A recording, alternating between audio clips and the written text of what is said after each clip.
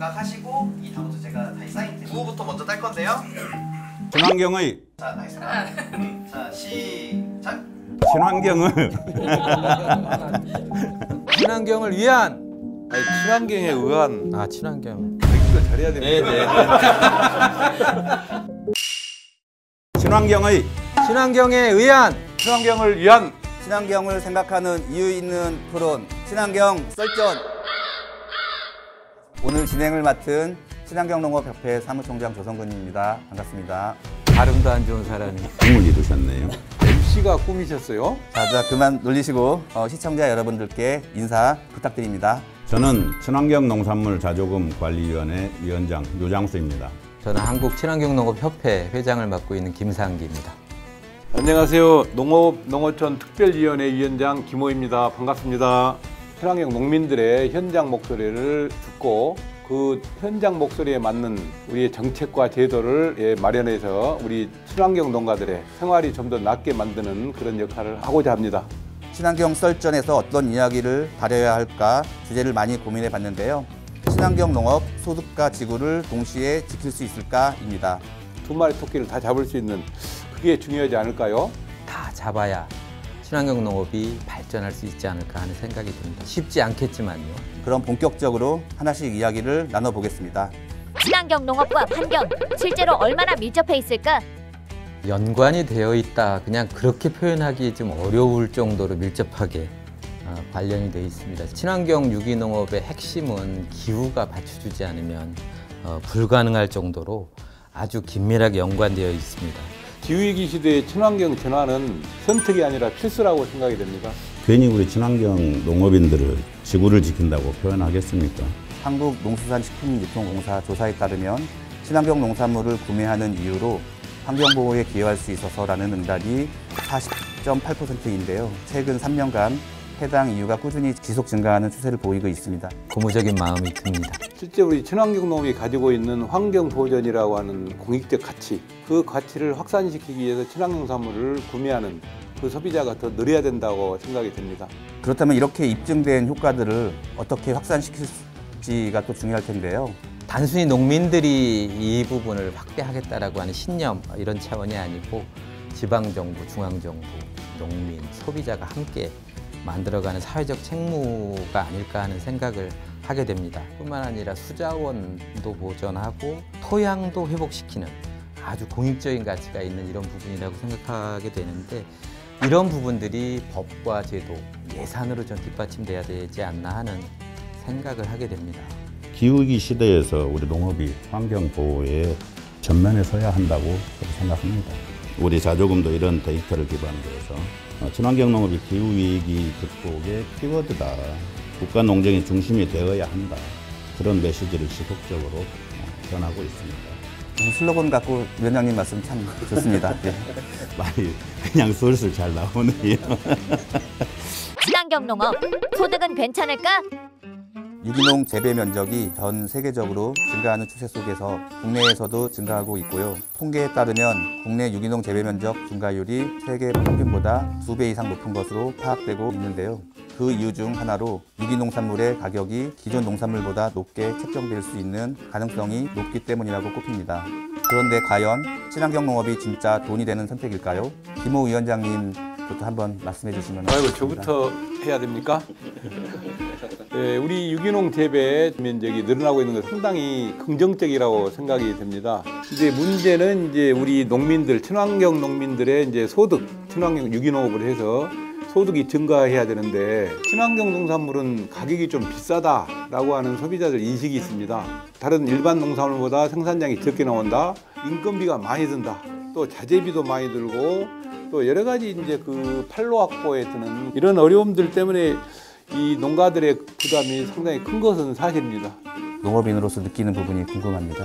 아마 저를 비롯해서 현장에서 친환경 농업을 하는 분들은 그 신념 이런 것들 가지고 최선을 다해서 유기농업을 지켜가고 있는데 소득이 되는지 현실적으로 살펴봐야 되지 않을까 하는 생각이 듭니다. 친환경 공공급식이나 학교급식 최소한 70%는 넘어야 안정적으로 농민들이 생산에 전념할 수 있지 않을까 생각이 들고 군급식도 친환경 급식으로 전환할 수 있는 체계를 확대해가야 되지 않나 하는 생각이 들고요. 급식 얘기를 하시면은 저도 한마디 거들고 싶네요. 우리 친환경 농업 확대의 공공급식이 정말 중요하다고 생각합니다. 근데 공공급식을 위해서 우리 농식품부가 친환경 벼를 전량 순회해서 군급식이나 복지용 쌀로 이렇게 공급하시겠다라는 의중을 가지고 계신 것 같아요, 의지를. 근데 이제 그것은 그것대로 최근에 들어오면서 지역이기주의인지는 모르겠지만 지역마다 조례를 이렇게 만들고 해서 지역산 농산물 우선 공급이라는 그런 미명하에 친환경 농산물이 많이 배제되고 있는 상황이거든요. 친환경 농산물을 가지고 학교급식 한다? 이게 많이 후퇴되지 않을까 싶습니다. 저도 좀 거들어 볼까요? 제가 그래도 과거에 친환경 학교급식 운동을 했던 그런 출신입니다. 그래서 저도 한번 안정적인 판로 확보가 가장 중요한 이제 앞으로 과제가 될 것 같은데요.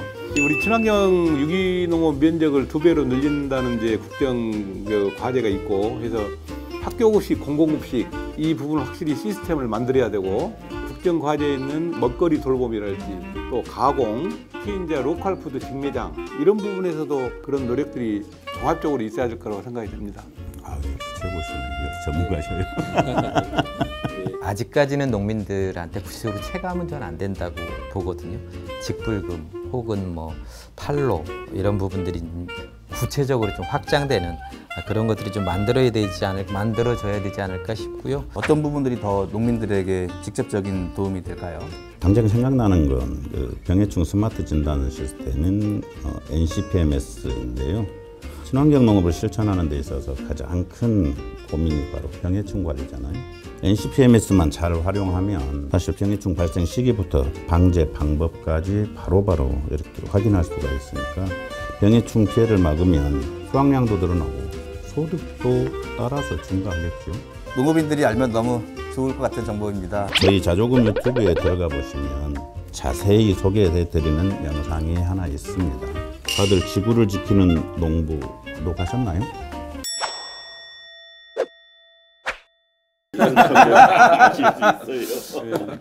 소득과 지구 함께 지키려면 어디에 초점을 맞춰야 할까? 위원장님부터 순서대로 들어볼게요. 저한테는 자꾸 어려운 질문만 사실 일단 중요한 것이 우리 친환경 농가들의 소득 안정이 가장 중요한 과제가 되겠죠. 소득이 안정이 되려고 하면은 또 가격이 안정이 돼야 되고 안정적인 가격으로 안정적인 어떤 그 판로 이게 이제 가장 중요하다 이렇게 보여집니다. 계약 재배 방식 재배하기 전에 이제 물량과 가격을 결정하고 그 생산하지 않습니까? 계약 재배로 안정적인 판로와 가격을 갖는 그러면 소득이 안정이 될 거고 친환경 유기농가들 조사를 해보면 소득이 늘어서 좋으냐 가격이 안정돼서 좋으냐라고 하면 가격 안정이 가장 더 우선된다라는 그렇게 이야기하십니다. 그러니까 불금은 이제 그 생태환경 보존에 대한 그 보상이라고 이렇게 생각이 됩니다만은 이 직불금 단가도 이제 올리고 친환경 먹거리 TF를 지금 구성하고 있습니다. 또 친환경 농산물 가공식품 품질도 좋게 맛도 있고 건강에도 좋은 영양가 있는 친환경 가공식품도 개발하고 또 활성화하고 도농 교류 프로그램 도시와 농촌이 하나다라고 하는 도농 생활 공동체 종합적으로 추진을 하는 그런 방향이 어떨까. 소득 안정도 너무 중요한 부분이죠. 필요한데 친환경 유기농업을 하는 농민들은 기본적으로 작물을 기르고 소비한 과정을 통해서 돈을 벌잖아요. 땅과 환경을 지키는 일이 이제 분명하게 존재한다. 이제 제가 유기농 배농사를 짓고 있는데 가장 어려운 부분들이 농약 안 치고 어떻게 배농사를 짓느냐. 이 부분을 전문적으로 좀 기술 지원하는 것들이 좀 필요하지 않나 하는 생각이 들고 시설이나 장비, 기술을 지원을 하기 위한 프로그램들, 어려움이 어디서 기나는지들을 좀 다양하게 좀 풀어내는 이런 것들이 좀 필요하지 않을까 하는 생각이 듭니다. 우리 자조금위원회에서도 여러 사업을 진행을 하고 있죠? 맞습니다. 네.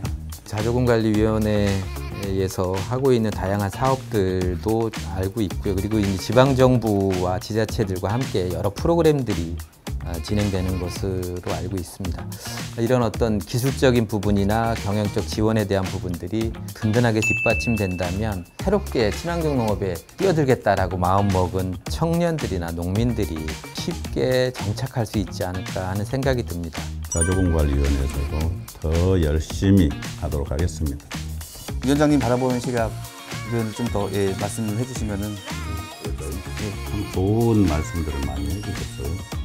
근데 우리 친환경 농업인들이 이걸 반드시 해야 된다라는 그런 힘을 갖게 만드는 건 소비자들에게서 나오는 것 같아요. 우리 김진영 대통령께서 친환경 농산물 생산을 2배로 늘리시겠다라는 그런 말씀 오늘 또 우리 김 위원장님께서 해주셨는데요.